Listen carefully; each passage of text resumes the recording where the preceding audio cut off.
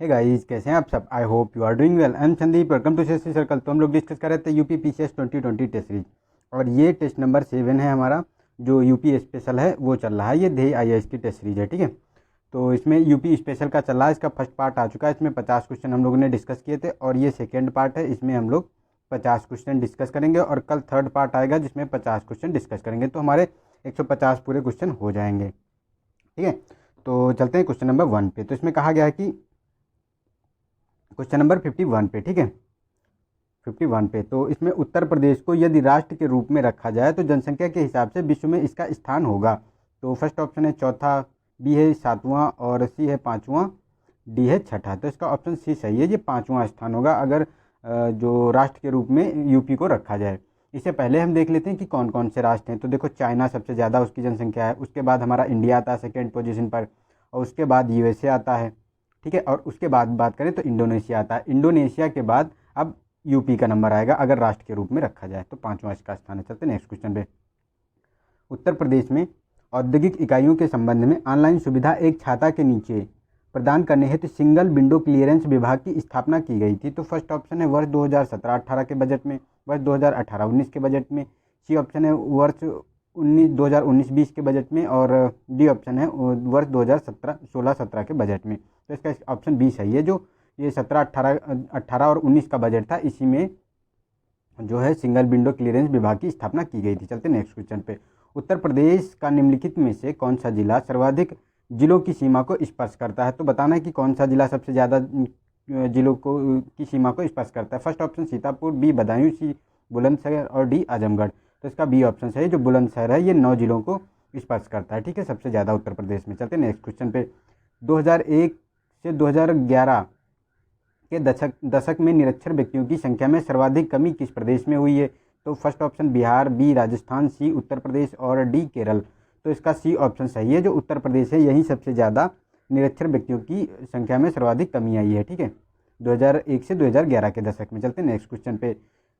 2011 की जनगणना के अनुसार निम्नलिखित पूर्वोत्तर राज्यों में से किस एक में जनसंख्या का घनत्व सर्वाधिक है। तो फर्स्ट ऑप्शन है कि मिजोरम, बी है नागालैंड, सी है मणिपुर, और डी है सिक्किम। तो इसका डी ऑप्शन सही है। सिक्किम में सबसे ज़्यादा जो है 2011 की जनगणना के अनुसार जो इनमें राज्य दिए गए हैं, इनके अनुसार सबसे ज़्यादा जनसंख्या घनत्व, क्योंकि यहाँ जो आपको जनसंख्या का घनत्व देखने को मिलेगा तो 119 लोग प्रति किलोमीटर वर्ग किलोमीटर में आपको देखने को मिलते हैं। अगर मिजोरम की बात करें तो इसमें केवल 52 लोग प्रति किलो वर्ग मीटर में हैं, और ये मणिपुर की बात करें तो इसमें 116 लोग हैं, और हमारा जो नागालैंड बचा इसमें 86 लोग हैं, ठीक है। तो ये ध्यान रख सकते हैं। चलते हैं नेक्स्ट क्वेश्चन पे। जनगणना 2011 के अनुसार निम्नलिखित दिए गए कथनों में कौन सा असत्य है ये बताना है। तो फर्स्ट है अनुसूचित जाति की सर्वाधिक जनसंख्या प्रतिशत वाला राज्य पंजाब है, और सेकंड है कि कुल जनसंख्या में अनुसूचित जनजातियों का अनुपात 8.6 है। तो ये दोनों हमारे सही हैं। तो हमारा डी ऑप्शन सही होगा, क्योंकि इसमें कोई भी गलत नहीं है और असत्य पूछा गया है। क्योंकि जो अनुसूचित जाति की बात करें सर्वाधिक जनसंख्या, तो वो हमारे पंजाब में इसका प्रतिशत सबसे ज़्यादा है, और अनुसूचित जनजाति का प्रतिशत जो है जो 8.6 है कुल जनसंख्या का, ठीक है। तो ये आप लोग ध्यान रख सकते हैं। और अगर सेकेंड ये जो इसमें जो फर्स्ट पोजीशन है पंजाब की जो अनुसूचित जाति में एससी की जनसंख्या में, इसमें 31.9% ये जनसंख्या पाई जाती है। और सेकेंड जो है तो वो सेकेंड पोजीशन पे है अनुसूचित जाति में प्रतिशतता के आधार पर हिमाचल प्रदेश, ठीक है, इसमें 25% जनसंख्या पाई जाती है, ठीक है। चलते हैं नेक्स्ट क्वेश्चन पे। इसमें हमारा 2 सही हो गया, केवल नहीं, हमारे दोनों सही हैं, तो डी ऑप्शन इसका सही है, ठीक है। चलते हैं नेक्स्ट क्वेश्चन पे। जनगणना 2011 के अनुसार देश की कुल जनसंख्या में 65+ आयु वर्ग की आबादी का लगभग प्रतिशत कितना है ये बताना है। तो फर्स्ट है 8.5, बी है 9%, सी है 4.8, और सी है डी है 11%। तो इसका सी ऑप्शन सही है। 4.8% जो है 65+ आयु वर्ग की आबादी देश में देखने को मिलती है, मतलब इंडिया में, ठीक है। चलते हैं नेक्स्ट क्वेश्चन पे। इसमें भारत की जनसंख्या 2011 के अनुसार निम्नलिखित राज्यों में किसमें शिशु जनसंख्या का प्रतिशत भार ग्रामीण क्षेत्रों में न्यूनतम है। तो शिशु जनसंख्या का बताना, फर्स्ट है कि केरल, बी है पंजाब, सी है हरियाणा, डी है इनमें से कोई नहीं। तो इसका ये ऑप्शन सही है। जो केरल है, केरल में ही शिशु जनसंख्या का प्रतिशत ग्रामीण क्षेत्रों में न्यूनतम देखने को मिलता है। यहाँ आपको 10% देखने को मिलता है, ठीक है, केरल में। और हरियाणा की बात करें तो ये 13% है, और पंजाब में ये 11% है, ठीक है। चलते हैं नेक्स्ट क्वेश्चन पे। भारत की जनसंख्या 2011 के अनुसार भारत में जनसंख्या के आधार पर 3 बड़े राज्य क्रमशः कौन कौन से हैं, तो ये बताना है। फर्स्ट है, ए ऑप्शन है कि उत्तर प्रदेश, बिहार, महाराष्ट्र। बी है कि उत्तर प्रदेश, महाराष्ट्र, मध्य प्रदेश। सी है उत्तर प्रदेश, मध्य प्रदेश, बिहार। और डी ऑप्शन है उत्तर प्रदेश, महाराष्ट्र, बिहार। तो इसका डी ऑप्शन सही है। सबसे ज़्यादा उत्तर प्रदेश में है जनसंख्या, उसके बाद महाराष्ट्र में है, फिर बिहार में है थर्ड पोजीशन पर। चलते हैं नेक्स्ट क्वेश्चन पे। निम्नलिखित कथनों में से कौन असत्य है, एक बताना है। तो फर्स्ट है, वर्तमान में भारत की जनसंख्या वृद्धि गिरने की प्रवृत्ति के साथ उच्च वृद्धि दर पर है। रहन सहन का स्तर जनसंख्या की जननांकीय विशेषता का हिस्सा है। सी ऑप्शन है कि भारत में जनसंख्या घनत्व तो निरंतर बढ़ रहा है। इनमें से कोई भी असत्य नहीं है, तो इसका ऑप्शन बी सही है, क्योंकि जो असत्य पूछा गया यही असत्य है। जो ये रहन सहन का स्तर जनसंख्या की जननांकीय विशेषता नहीं होता है, ठीक है, तो ये हमारा गलत हो गया। चलते नेक्स्ट क्वेश्चन पे। निम्नलिखित में से कौन एक उत्तर प्रदेश के वाराणसी जिले में स्थित है। फर्स्ट है Rajiv Gandhi institute of technology. B है निराला आर्ट गैलरी। सी है कृत्रिम अंग निर्माण निगम। और डी ऑप्शन है Indian institute of handloom technology. तो इसका डी ऑप्शन सही है, ये Indian institute of handloom technology है, ये वाराणसी में स्थित है, ठीक है। और अगर कृत्रिम अंग निर्माण की बात करें तो ये कानपुर में आपको देखने को मिलेगा। और निराला आर्ट गैलरी ये प्रयागराज में है। और Rajiv Gandhi institute of technology ये केरल में आपको देखने मिलेगी, कोट्टायम केरल, ठीक है। चलते हैं नेक्स्ट क्वेश्चन पे। निम्नलिखित में से कौन सा युग्म सही सुमेलित नहीं है, ये बताना है। तो फर्स्ट है राजकीय पशु बारहसिंगा, राजकीय पक्षी सारस। और प्रदेश का सबसे पूर्वी जिला बलिया। और प्रदेश का न्यूनतम क्षेत्रफल वाला जनपद संत कबीरनगर। तो ये गलत है, ये हमारा डी ऑप्शन, क्योंकि ये जो न्यूनतम क्षेत्रफल वाला जिला ये संत कबीरनगर नहीं है, संत रविदास नगर है, ठीक है, संत रविदास नगर है ये। तो ये आप देख सकते हैं, और ये हमारे सारे सम्मिलित हैं। चलते हैं नेक्स्ट क्वेश्चन पे। निम्नलिखित कथनों पर विचार करना है। तो फर्स्ट है उत्तर प्रदेश में संयुक्त वन प्रबंधन 1992 में प्रारंभ हुआ। सेकेंड है उत्तर प्रदेश में सामाजिक वानिकी कार्यक्रम 1976 में शुरू हुआ। तो बताना है कौन सा सत्य है। तो ये दोनों हमारे स्टेटमेंट सही हैं, तो सी सही हो गया। जो वानिकी प्रबंधन था ये आपका आया था, वानिकी कार्यक्रम ये 1976 में आया था, और ये वन प्रबंधन 1992 में आया था, ठीक है। चलते नेक्स्ट क्वेश्चन पे। मार मृदा प्रदेश के जिस जनपद में पाई जाती है वह है। तो ए ऑप्शन प्रतापगढ़। सी है कानपुर। बी है कानपुर। सी है सीतापुर। डी है झांसी। तो डी ऑप्शन सही है, जो ये मार मृदा है प्रदेश के झांसी जिले में पाई जाती है। चलते नेक्स्ट क्वेश्चन पे। निम्नलिखित कथनों में से कौन सा एक सही सुमेलित नहीं है, ये बताना है। फर्स्ट है उत्तर प्रदेश में 1974 में पर्यटन विभाग विकास निगम की स्थापना की गई थी। सेकेंड है उत्तर प्रदेश में प्रथम पर्यटन नीति 1998 में लाई गई थी। हेरिटेज आर्क में आगरा, वाराणसी और कानपुर सम्मिलित हैं। डी ऑप्शन है उत्तर प्रदेश पर्यटन नीति 2018 के तहत 2023 तक प्रदेश को देश का सर्वाधिक पसंदीदा पर्यटन स्थल बनाना है।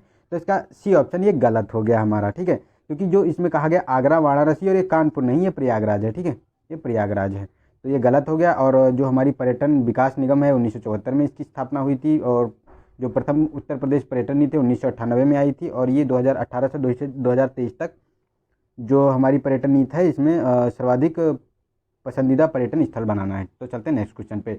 उत्तर प्रदेश में निम्नलिखित में से किस एक स्थान पर महर्षि शुक्राचार्य जी ने राजा परीक्षित को भागवत कथा सुनाई थी। तो फर्स्ट है शुक्रताल मुजफ्फरनगर। बी है श्रृंगी रामपुर फर्रुखाबाद। सी है नैमिषारण्य सीतापुर। और डी ऑप्शन हस्तिनापुर मेरठ। तो इसका ए ऑप्शन सही है, जो शुक्रताल मुजफ्फरनगर है यहीं पे शुक्राचार्य ने राजा परीक्षित को भागवत कथा सुनाई थी। चलते हैं नेक्स्ट क्वेश्चन पे। उत्तर प्रदेश का पहला उर्दू अखबार था। तो फर्स्ट है कि तौहीद। सी है सरदल अखबार। और सी ऑप्शन है कौमी आवाज़। डी है रहनुमा। तो इसका बी ऑप्शन सी है, ये सही है। ये जो सरदल अखबार था ये आगरा के जो प्रोफेसर एक थे, जो प्रोफेसर का नाम था, इनका नाम था स्टीफेंस, इन्होंने ही इसको चालू किया था 1946 में, ठीक है, 1946 में। तो ये देख सकते हैं आप लोग। चलते हैं नेक्स्ट क्वेश्चन पे। प्रयागराज में स्थित हिंदुस्तानी एकेडमी किसके रक्षण एवं विकास से संबंधित है। तो फर्स्ट है भारतीय संगीत से। बी ऑप्शन है उत्तर प्रदेश नाटक से। और सी ऑप्शन है कथक से। डी ऑप्शन है भारतीय भाषाओं से। तो इसका डी ऑप्शन सही है, जो भारतीय भाषाओं से संबंधित है, जो हमारा ये है जो हिंदुस्तानी एकेडमी। चलते हैं नेक्स्ट क्वेश्चन पे। निम्नलिखित कथनों में से कौन सही है, एक ये बताना है। तो फर्स्ट है उत्तर प्रदेश में गोरखपुर क्षेत्र उत्तर प्रदेश की सर्वाधिक वर्षा होती है इसमें। और सेकेंड है उत्तर प्रदेश में शीत ऋतु में तापमान दक्षिण से उत्तर की ओर कम हो जाता है, दक्षिण से उत्तर की ओर कम हो जाता है। तो इसमें बताना है कि कौन सा स्टेटमेंट हमारा सही है, ये इनमें से कौन सा सही है ये बताना है, ठीक है। तो इसका ऑप्शन सी सही है, ये दोनों हमारे स्टेटमेंट सही हैं, क्योंकि जो दक्षिण से उत्तर का क्रम है जो वर्षा तापक्रम का, तो शीत ऋतु में तापक्रम का तो ये कम होता है, और गोरखपुर में सबसे ज़्यादा वर्षा होती है। चलते हैं नेक्स्ट क्वेश्चन पे। जनगणना 2011 के अनुसार उत्तर प्रदेश में सर्वाधिक अनुसूचित जाति प्रतिशत वाला जिला बताना है कि कौन सा सबसे ज़्यादा, जहाँ अनुसूचित जाति प्रतिशत में पाई जाती है, ठीक है। तो फर्स्ट है सीतापुर, बी है तुम्हारा कौशाम्बी, सी हरदोई, डी उन्नाव। तो इसका बी ऑप्शन सही है, जो कौशाम्बी है ये इसमें सबसे ज़्यादा प्रतिशतता में अनुसूचित जाति पाई जाती है, और सेकेंड पोजीशन सीतापुर की है, ठीक है। और थर्ड ये आता है तुम्हारा हरदोई। चलते हैं नेक्स्ट क्वेश्चन पे। इटावा गौरीपुर घराना प्रसिद्ध है, तो फर्स्ट है सरोद वादन के लिए, तबला वादन के लिए, सितार वादन के लिए, बांसुरी वादन के लिए। तो इसका ए ऑप्शन सही है, ये सरोद वादन के लिए प्रसिद्ध है जो हमारा इटावा घराना है, ठीक है। चलते हैं नेक्स्ट क्वेश्चन पे। इसमें उत्तर प्रदेश की निम्नलिखित किस योजना का संबंध बाल श्रम उन्मूलन से है? तो फर्स्ट है विश्वकर्मा श्रम सम्मान योजना, बी है मुखबिर योजना, सी है नया सवेरा, डी है इनमें से कोई नहीं। तो डी सी ऑप्शन सही है, जो ये नया सवेरा योजना है यही संबंधित है बाल श्रम उन्मूलन से, और इसकी शुरुआत जो हुई थी 16 जून 2017 को, ठीक है। 16 जून 2017 को इसकी स्थापना हुई थी। चलते नेक्स्ट क्वेश्चन पे। निम्नलिखित जिलों तथा उसके मुख्यालयों के युग्म में कौन सा एक सही सुमेलित नहीं है ये बताना है। तो जिला दिए हुए हैं और मुख्यालय दिए हुए हैं। तो फर्स्ट है अमेठी, गौरीगंज, कौशाम्बी, मझनपुर, जालौन, उरई, अम्बेडकर नगर, अकबरपुर माटी। तो ये डी ऑप्शन गलत है, क्योंकि इसका अकबरपुर माटी नहीं है, अकबरपुर है। अम्बेडकर नगर का अकबरपुर मुख्यालय है, ठीक है। और ये अमेठी का गौरीगंज, कौशाम्बी का मझनपुर, जालौन का उरई है। चलते नेक्स्ट क्वेश्चन पे। उत्तर प्रदेश सरकार के राजकीय चिन्हों में निम्न में से कौन एक सम्मिलित नहीं है? तो फर्स्ट है मछली, तीर, धनुष और तलवार। तो डी ऑप्शन सही है, तलवार उसमें सम्मिलित नहीं है, मछली, तीर, धनुष तीनों सम्मिलित हैं। नेक्स्ट है कि निम्नलिखित पर विचार कीजिए। प्रमुख संगठन दिए गए हैं, स्थापना वर्ष दिया गया है इनका। तो उत्तर प्रदेश राज्य पिछड़ा वर्ग 1993 में इसकी स्थापना हुई। उत्तर प्रदेश अल्पसंख्यक आयोग 1994 में। उत्तर प्रदेश मानवाधिकार आयोग 2002। तो ये तीनों हमारे सुमेलित है, ठीक है। तो ऑप्शन ए सही हो गया हमारा। चलते हैं नेक्स्ट क्वेश्चन पे। उत्तर प्रदेश राज्य में भूजल दिवस मनाया जाता है। तो फर्स्ट ऑप्शन 10 जून, बी है 10 जुलाई, और सी है 15 अक्टूबर, डी है 22 दिसंबर। तो इसका ए ऑप्शन सही है, 10 जून को मनाया जाता है उत्तर प्रदेश में भूजल दिवस। चलते हैं नेक्स्ट क्वेश्चन में। कौमी एकता सप्ताह उत्तर प्रदेश में आयोजन होता है, मतलब कब होता है कौमी एकता सप्ताह का? तो फर्स्ट है 19 से 25 नवंबर के मध्य, 15 से 30 दिसंबर के मध्य, सी है 1 से 15 जनवरी के मध्य, और डी है 15 से 30 जनवरी के मध्य। तो इसका ए ऑप्शन सही है, जो 19 से 25 नवंबर के मध्य होता है कौमी एकता सप्ताह का आयोजन उत्तर प्रदेश में। चलते हैं नेक्स्ट क्वेश्चन पे। सूची 1 को सूची 2 से मिलान करना है। तो इसमें व्यक्तित्व दिए हैं और जन्म स्थान दिए हैं कि कौन कहाँ से संबंधित है। इनका जन्म स्थान कहाँ हुआ है? तो महेश दास, तो इनका कालपी में हुआ है। चंद्रशेखर आज़ाद की बात करें तो उन्नाव से हैं, और मदन मोहन मालवीय ये प्रयागराज से हैं, ठीक है। और निजामुद्दीन औलिया ये बदायूं से है। तो ये सारे हमारे सुमेलित हैं, ठीक है। तो इसका 1 2 3 4 हो गया, बी ऑप्शन इसका सही हो गया। चलते हैं नेक्स्ट क्वेश्चन पे। इसमें कहा गया है कि वर्ष 2011 की जनगणना के अनुसार उत्तर प्रदेश की कुल जनसंख्या में कार्यशील जनसंख्या का प्रतिशत कितना है? तो फर्स्ट है 31.2%, 32.9%, सी है 30.2%, और डी है 56.8%। तो इसका बी ऑप्शन सही है, 32.9%, मतलब 32.9% जो है हमारी कुल जनसंख्या का कार्यशील जनसंख्या है उत्तर प्रदेश में। चलते हैं नेक्स्ट क्वेश्चन पे। भारत हैवी इलेक्ट्रिक लिमिटेड निम्नलिखित में से किस एक जिले में अवस्थित नहीं है? तो फर्स्ट ए ऑप्शन है कि झांसी, बी है वाराणसी, सी है जगदीशपुर अमेठी, और डी है गाजियाबाद। तो इसका डी ऑप्शन है, ये गाजियाबाद में स्थित नहीं है। झांसी, वाराणसी और जगदीशपुर में भारत हैवी इलेक्ट्रिकल लिमिटेड है स्थित है। चलते हैं नेक्स्ट क्वेश्चन पे। निम्नलिखित में से कौन सा एक सुमेलित नहीं है ये बताना है। तो व्यक्तित्व है और जन्म स्थान फिर दिए हुए हैं इसमें। तो तुलसीदास राजापुर, टोडरमल, लहरपुर सीतापुर से संबंधित है। बीरबल जो हैं ये कालपी जालौन से संबंधित है। अबुल फजल की बात करें तो कुंडौली फर्रुखाबाद, तो ये गलत है, कुंडौली फर्रुखाबाद से नहीं थे, ये आगरा से थे, ठीक है, ये आगरा से थे। तो ये हमारा डी ऑप्शन सही हो गया इसका। और ये हमारे जो तुलसीदास थे राजापुर से थे, टोडरमल सीतापुर से थे, बीरबल जो है जालौन से थे, ठीक है। चलते हैं नेक्स्ट क्वेश्चन। निम्नलिखित में से किस एक में 0 से 6 आयु वर्ग में सर्वाधिक लिंगानुपात पाया जाता है? तो first option Kerala, B Assam, C Chhattisgarh, और डी मिजोरम। तो इसका डी ऑप्शन सही, मिजोरम में सबसे ज़्यादा लिंगानुपात पाया जाता है, क्योंकि नॉर्थ ईस्ट राज्यों में वैसे भी लिंगानुपात ज़्यादा पाया जाता है, ठीक है। तो ये आप देख सकते हैं। इसमें देखो कोई अगर तुक्का भी लगाते तब भी यही डी ही सही होने का चांसेस था। चलते हैं नेक्स्ट क्वेश्चन पे। निम्न पर विचार करना है। फर्स्ट है कि झारखंड, पश्चिम बंगाल, छत्तीसगढ़, गुजरात, तो किनमें लिंगानुपात मतलब उपयुक्त राज्यों में से किनमें लिंगानुपात राष्ट्रीय औसत लिंगानुपात से अधिक है? तो राष्ट्रीय औसत कितना है हमारा, ये देख लेते हैं। तो राष्ट्रीय औसत है हमारा 943, ठीक है। 943 जो है राष्ट्रीय औसत है 1000 पुरुषों में, ठीक है। 943 महिलाएं हैं। तो इसमें बताना है कि कौन सा है, तो झारखंड, पश्चिम बंगाल ये हैं। तो इसमें देखो गुजरात में तो ये औसत से कम है, लेकिन जो झारखंड की बात करें तो ये जो झारखंड में है ये 909 है, ठीक है, 949 है। और तुम्हारा पश्चिम बंगाल में 950 है, ये भी राष्ट्रीय औसत से ज़्यादा है। और जो छत्तीसगढ़ है वहाँ 991 है, ठीक है। देख रहे हो कितना ज़्यादा है, देखो 991 छत्तीसगढ़ का, कितना अच्छा है। तो हमारा सही हो जाएगा इसमें 1 1 3 2, मतलब 1 2 3। देख लेते हैं कौन सा ऑप्शन, 1 1 2 3 सी ऑप्शन हमारा सही हो गया। चलते हैं नेक्स्ट क्वेश्चन पे। वर्ष 2001 और 2011 को जनगणना के अनुसार अनुसूचित जनजाति, वर्ष 2001 से 2011 को जनगणना के अनुसार अनुसूचित जनजाति संख्या की दृष्टि से द्वितीय स्थान किस राज्य का है? तो फर्स्ट है कि मध्य प्रदेश, बी है महाराष्ट्र, सी है गुजरात और डी है राजस्थान। तो इसका बी ऑप्शन सही है, महाराष्ट्र है। और फर्स्ट पोजीशन की बात करें तो ये एमपी में है, सबसे ज़्यादा अनुसूचित जनजाति एमपी में है, सेकेंड महाराष्ट्र में है। तो बी हमारा ऑप्शन सही हो गया। चलते हैं नेक्स्ट क्वेश्चन पे। वर्ष 2001 से 2011 की अवधि में भारत के जनसंख्या घनत्व में कितने प्रति वर्ग किलोमीटर की वृद्धि दर्ज की गई है? कितने व्यक्ति प्रति वर्ग किलोमीटर में वृद्धि दर्ज की गई है, ये बताना है कि मतलब एक किलो वर्ग किलोमीटर में कितनी वृद्धि हुई है। तो फर्स्ट है 50 व्यक्ति प्रति वर्ग किलोमीटर, बी है 55 व्यक्ति प्रति वर्ग किलोमीटर, सी है 60 व्यक्ति प्रति वर्ग किलोमीटर और डी है 57 व्यक्ति प्रति वर्ग किलोमीटर। तो डी ऑप्शन सही है, ये 57 व्यक्ति प्रति वर्ग किलोमीटर वृद्धि हुई है। चलते हैं नेक्स्ट क्वेश्चन में। उत्तर प्रदेश में शिशु लिंगानुपात है, तो फर्स्ट है जो है 919 प्रति 1000, 902 प्रति 1000, 906 प्रति 1000 और 908 प्रति 1000। तो इसका बी ऑप्शन सही है। इसमें 902 बालिकाएं हैं और 1000 लड़कों पे, ठीक है। और अगर वयस्क की बात करें तो 912 है, ठीक है, 912 प्रति 1000 में पुरुषों पे। चलते हैं नेक्स्ट क्वेश्चन पे। वर्ष 2001 से 11 के मध्य उत्तर प्रदेश में साक्षरता वृद्धि हुई है। तो फर्स्ट है 14%, बी है 12.64%, सी है 13.20% और डी ऑप्शन है 11.34%। तो इसका डी ऑप्शन सही हो गया, 11.34% उत्तर प्रदेश में साक्षरता वृद्धि हुई है। चलते नेक्स्ट क्वेश्चन पर। निम्नलिखित युग्मों में से कौन सा एक बेमेल है, बताना है। तो फर्स्ट है लोधेसर मंदिर बाराबंकी, दशावतार मंदिर देवगढ़, कनक भवन कन्नौज और जेके मंदिर कानपुर। तो इसका सी ऑप्शन सही है, गलत है, क्योंकि ये कन्नौज में नहीं है, ये अयोध्या में आपको देखने को मिलता है, ठीक है, न कि कनक भवन कन्नौज में है। तो हमारा ये सही हो गया। चलते हैं नेक्स्ट क्वेश्चन पे। निम्नलिखित पर विचार करें।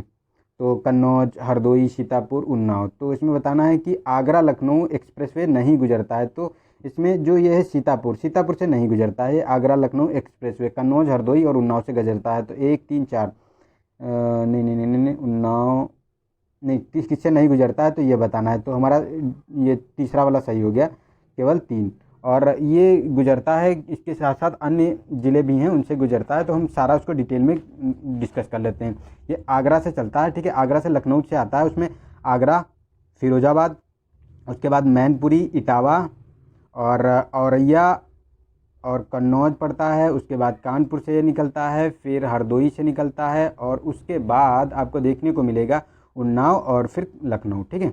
तो ये इतने ज़िलों से निकलता है। तो ये ध्यान रख सकते हैं, यहाँ पे इंपॉर्टेंट है और पूछा जा सकता है, क्योंकि ऐसे क्वेश्चन पूछ लेते हैं यूपीपीसीएस में। चलते हैं नेक्स्ट क्वेश्चन पे। निम्नलिखित कथन पर विचार करें। तो फर्स्ट है लोकगीत दिए गए हैं, क्षेत्र दिए गए हैं। तो सोहरा एवं कजरी अवध, बिरहा पूर्वांचल, आल्हा बघेलखंड। तो इसमें बताना है कि कौन सुमेलित नहीं है। तो ये जो आल्हा है ये बघेलखंड में नहीं, ये बुंदेलखंड का में गाया जाता है, ना कि बघेलखंड में। तो ये हमारा सुमेलित नहीं है, तो यही सुमेलित नहीं पूछा गया है। तो हमारा हो जाएगा ऑप्शन ए सही, केवल 3 सुमेलित नहीं है और ये दोनों हमारे सुमेलित हैं। चलते हैं नेक्स्ट क्वेश्चन पे।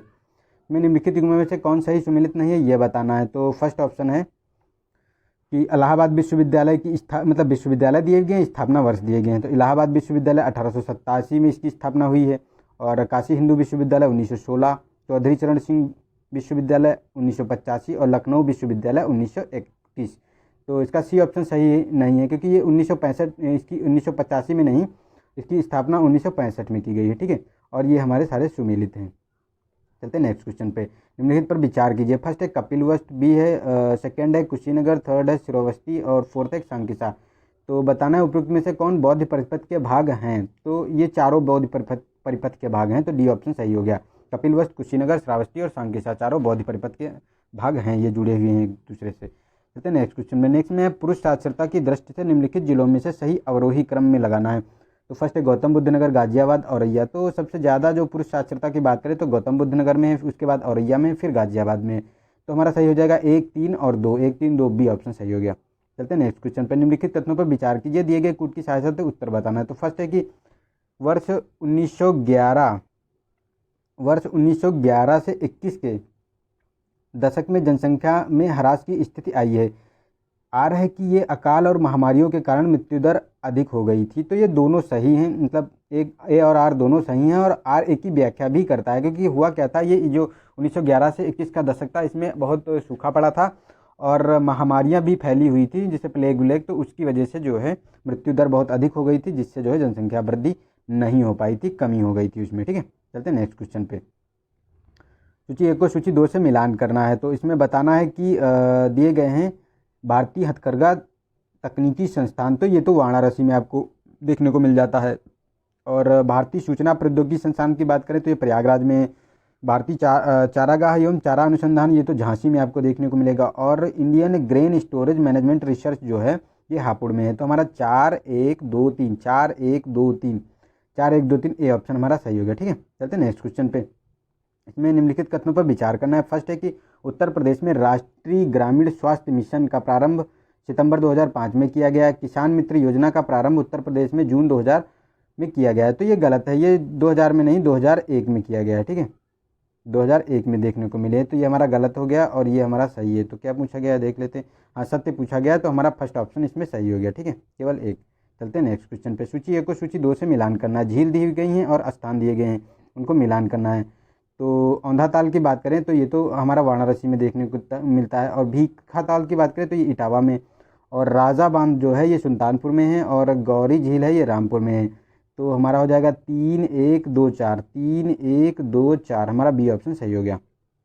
चलते हैं नेक्स्ट क्वेश्चन पे। जनगणना 2011 के अनुसार ग्रामीण जनसंख्या में सर्वाधिक 10 की वृद्धि दर वाला राज्य है। तो A option Bihar, B Meghalaya, C Himachal Pradesh और डी उत्तर प्रदेश। तो इसका बी ऑप्शन सही है, मेघालय में सर्वाधिक 10 की वृद्धि हुई है। ठीक है, चलते हैं नेक्स्ट क्वेश्चन पे। निम्नलिखित पूर्वोत्तर राज्यों में से किस एक में स्त्री तथा पुरुष साक्षरता का अंतर सर्वाधिक है। तो फर्स्ट है कि अरुणाचल प्रदेश, बी है मिजोरम, सी है नागालैंड और त्रिपुरा, डी ऑप्शन। तो इसका ए ऑप्शन सही है, अरुणाचल प्रदेश में सबसे ज़्यादा स्त्री और पुरुष साक्षरता में अंतर आपको देखने को मिलता है। और ये अंतर जो है आपको जो देखने को मिलता है ये लगभग 14.5%, 14.5% देखने को मिलता है। और मिजोरम में बात करें कि कितना है तो यहाँ बहुत कम है, 4% है लगभग।